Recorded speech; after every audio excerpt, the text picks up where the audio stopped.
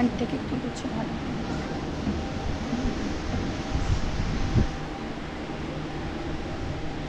বিসমিল্লাহির রহমানির রহিম। পরম করুণাময় অসীম দয়ালু আল্লাহর নামে শুরু করছি। সম্মানিত সভাপতি, শ্রদ্ধেয় উপস্থিত অফিসারবৃন্দ, শ্রদ্ধেয় অভিভাবকবৃন্দ, সুহৃদ শিক্ষক শিক্ষিকা এবং দুটি কলেজের সকল স্টাফবৃন্দ এবং আমার সুপ্রিয় ছাত্রছাত্রীবৃন্দ, আসসালামু আলাইকুম এবং সুপ্রভাত।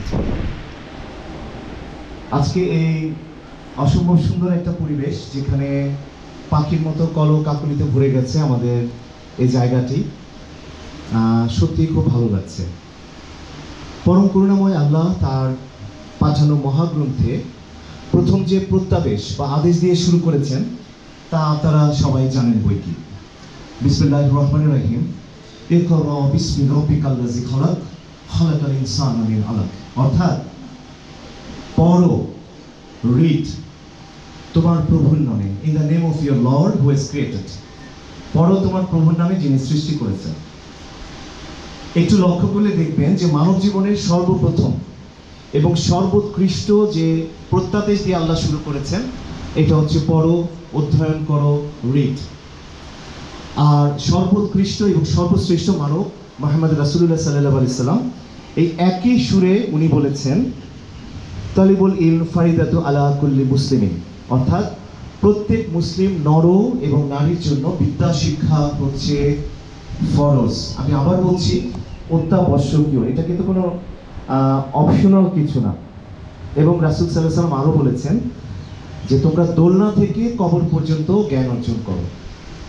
অর্থাৎ দেখেন যে আমাদের জীবনটাকে সত্যিকারে মানুষ হিসেবে যদি আমরা গড়ে উঠতে চাই, অন্যান্য প্রাণীর সাথে আমাদের পার্থক্য হচ্ছে আমরা কথা বলতে পারি এবং আমরা প্রতিদিন নিজেদেরকে উন্নত করতে পারি, এবং এটা একমাত্র সম্ভবিত অধ্যয়নের মাধ্যমে।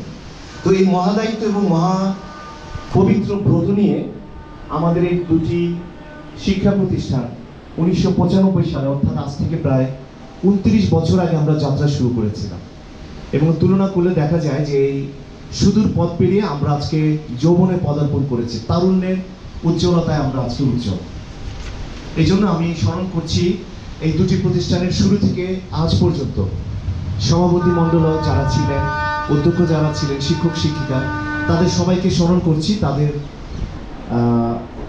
এই স্কুলের জন্য যে অবদান রেখেছেন, শ্রদ্ধা করে তাদেরকে স্মরণ করছি।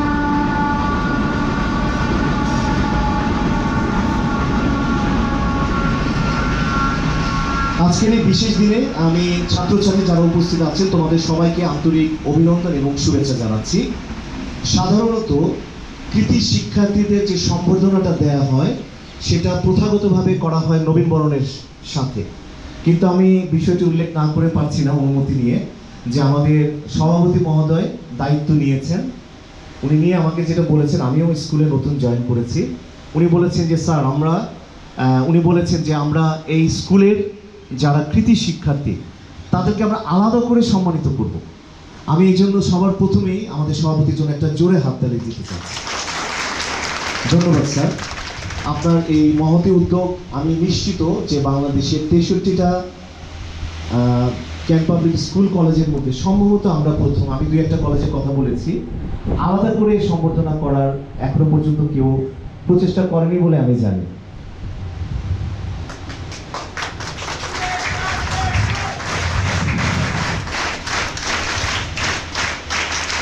ধন্যবাদ। এসএসসি পরীক্ষায় তোমরা যে অসাধারণ সাফল্য অর্জন করেছো তা আমাদের সকলের জন্য সত্যিকার অর্থে অত্যন্ত গর্বের এবং আনন্দের, এবং বিশেষ করে আমাদের এখানে যারা বাবা এবং মা উপস্থিত আছেন, নিঃসন্দেহে তাদের জন্য একটি অবিস্মরণীয় অর্জন। তোমাদের এই সাফল্য প্রমাণ করে কঠোর পরিশ্রম, অধ্যবসায় এবং সঠিক দিক নির্দেশনা যে কোনো বাধা বিপত্তি অতিক্রম করে বড় কোনো ভূমিকা পালন করতে পারে। তোমরা শুধু নিজেদের নয়, বরং পরিবার, শিক্ষক শিক্ষার্থী, শিক্ষক এবং যারা শিক্ষিকা আছেন, স্টাফ এবং বিশেষ করে অভিভাবকদের সম্মানকে উজ্জ্বল করেছ। এই সাফল্যের পিছনে যারা সহযোগিতা করেছেন সেই সকল অভিভাবক, শিক্ষক এবং সহকর্মী যারা, তাদের প্রতি জানাই গভীর শ্রদ্ধা এবং কৃতজ্ঞতা। তোমাদের অর্জন শুধু একটি মাইল ফলক নয়, বরং ভবিষ্যতের জন্য আরও বড় সাফল্যের প্রথম ধাপ। পরবর্তী ধাপগুলো তোমাদেরকে অতিক্রম করতে হবে। আমরা আশা করছি তোমরা এই সাফল্যকে ধরে রেখে জীবনের প্রতিটি ক্ষেত্রে এগিয়ে যাবে এবং মাইল ফলক সৃষ্টি করবে। দেশ এবং জাতির কল্যাণে তোমরা গুড সিটিজেন বা উত্তম জনগণ প্রতিবেশী হিসাবে গড়ে তুলবে দেশকে। আজকের অনুষ্ঠানটি শুধুমাত্র তোমাদের সম্মান জানাতে নয়, বরং ভবিষ্যতে শিক্ষার্থীদের জন্য অনুপ্রেরণা হিসাবে কাজ করবে বলে আমরা দৃঢ় বিশ্বাস করছি। তবে যে কথাটি না বললেই নয়, আমি একটু দৃষ্টি আকর্ষণ করছি যে কেবল ভালো ফলাফল অর্জনই যেন আমাদের একমাত্র লক্ষ্য না হয়। আজকে আমরা সমাজে দেখতে পাচ্ছি মূল্যবোধের অবক্ষয় দেখা দিয়েছে। তো সেক্ষেত্রে আমি এখানে উপস্থিত যারা অভিভাবক আছেন তাদের বিশেষ করে দৃষ্টি আকর্ষণ করব যেন আমাদের একমাত্র লক্ষ্য শুধু জিপিএ 5 গোল্ডেন জিপিএ এইটার জন্য প্রাপ্তি না হয়, আমরা যেন ভালো মানুষ হিসাবে আমাদের সন্তানকে গড়ে তুলতে পারি, গুড সিটিজেন হিসাবে গড়ে তুলতে পারি, যারা সত্যিকারের মানুষ হিসাবে গড়ে উঠবে। আমি পরিশেষে বিশেষভাবে কৃতজ্ঞতা জ্ঞাপন করছি আমাদের সম্মানিত সভাপতি মহোদয়ের প্রতি, যার সত্যিকার অর্থে শিক্ষার্থীদের প্রতি তার মমত্ববোধ এবং অভিভাবকদের প্রতি তাদের শ্রদ্ধাবোধ অতুলনীয়। আমি বলার জন্য বলছি না, আমি মন থেকে কথাটা বলছি।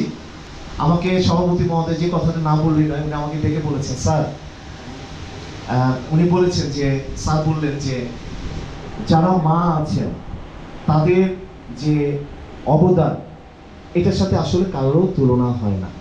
আমরা তাদের জন্য একটা জোরে হাততালি দেব। এবং শ্রদ্ধেয় সভাপতি মহোদয় আমাকে ব্যক্তিগতভাবে বলেছেন যে মাদের হাতে ফুল তুলে দেওয়া হবে, কারণ তারাই হচ্ছে প্রসূতি, তারাই হচ্ছে রক্তকর্তা।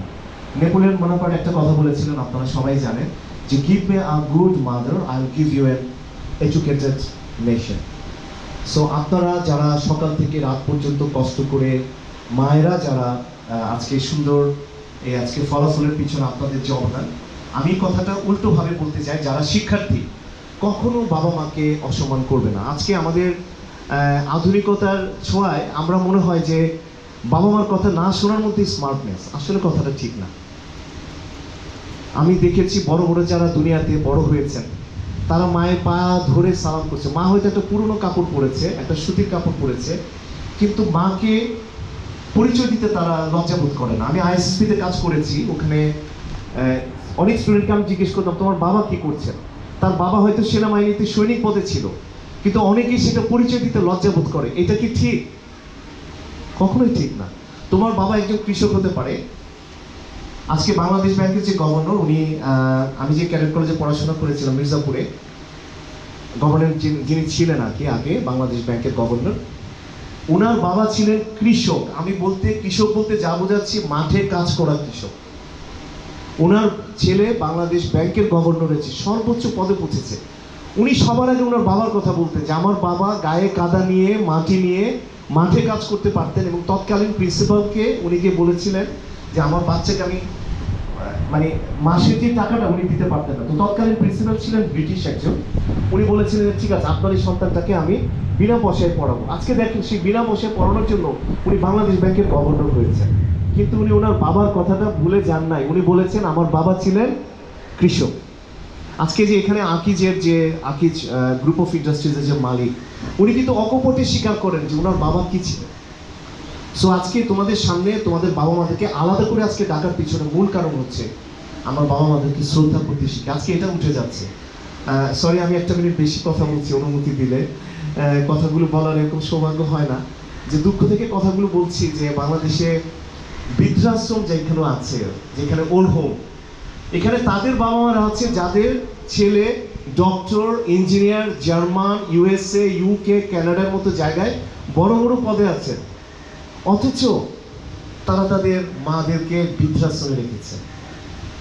সভাপতি বোধহয় আমাকে আলাদা করে বকা দিবেন, কিন্তু আমি এগুলো না বলে পারছি না, আমি কিছুটা ইমোশনাল। আমি সভাপতির ব্যক্তিগত জীবন জানি। আমি জানি উনি ওনার মাকে নিজে কোলে করে, উনি ওনার মা অসুস্থ ছিলেন, উনি চলে গেছেন, আমরা ওনার জন্য দোয়া করবো যেন আল্লাহ ওনাকে জান্নাত নসিব করেন, আল্লাহুম্মা আমিন। আমি যতটুকু জানি শুনেছি, উনি ওনার মাকে কোলে করে নিয়ে বিছানায় শুয়ে দিতেন, এবং বাকি সবগুলো কাজ যার জন্য আমরা নার্স রাখি এই কাজটা উনি করতেন। সুবহানাল্লাহ, আজকে ওনাকে আল্লাহ অনেক উঁচু পদে নিয়েছে, কিন্তু উনি কিন্তু অস্বীকার করেননি, মাদেরকে উনি সম্মান করেছেন। আমি শুধু এটা উদাহরণ হিসেবে বললাম যে তোমরা অনেক বড় হবে, কিন্তু বাবা মাকে কখনো ছেড়ে যাবে না। বাবা মার দোয়া যার সাথে আছে তোমরা নিশ্চিত থাকো তারা একদিন সর্বোচ্চ শিখরে তারা পৌঁছবে। যারা এই বছর আমরা অনেককে পারমিশন দিইনি, আমরা দেখেছি যে তারা তাদের বাবা মার প্রতি শ্রদ্ধাশীল না। সো আমি যে কথাগুলো বলেছি একটু সময় নিয়ে ক্ষমা চাচ্ছি, যে আপনারা যারা আজকে এসেছেন সন্তানকে মানুষ করে গড়ে তোলেন। ডাক্তার হবে পরে, আগে ভালো ডাক্তার হবে, ভালো মানুষ হবে, ভালো ইঞ্জিনিয়ার হবে, তার আগে ভালো মানুষ হতে হবে। তাহলে ফ্লাইওভার করবে সেটা ভেঙে যাবে না, রাস্তা করবে রাস্তা 2 বছরে নষ্ট হবে না, ডক্টর হবে কিন্তু ভুল চিকিৎসায় রোগী মারা যাবে না। তো এইটুকু আমাদের বলার ছিল। আমি সর্বশেষে সভাপতি যিনি উপস্থিত আছেন, জিটু কর আছেন, অন্যান্য স্কুলের যারা এসছেন এবং অভিভাবক যারা আছেন, আজকের অনুষ্ঠান যারা সুন্দরভাবে করেছেন, সার্বিকভাবে সবার প্রতি কৃতজ্ঞতা প্রকাশ করে সর্বশক্তিমান আল্লাহর প্রশংসা করে শেষ করছি। আসসালামু আলাইকুম। Thank you, respected Principal Sir, for your inspiring words and guidance.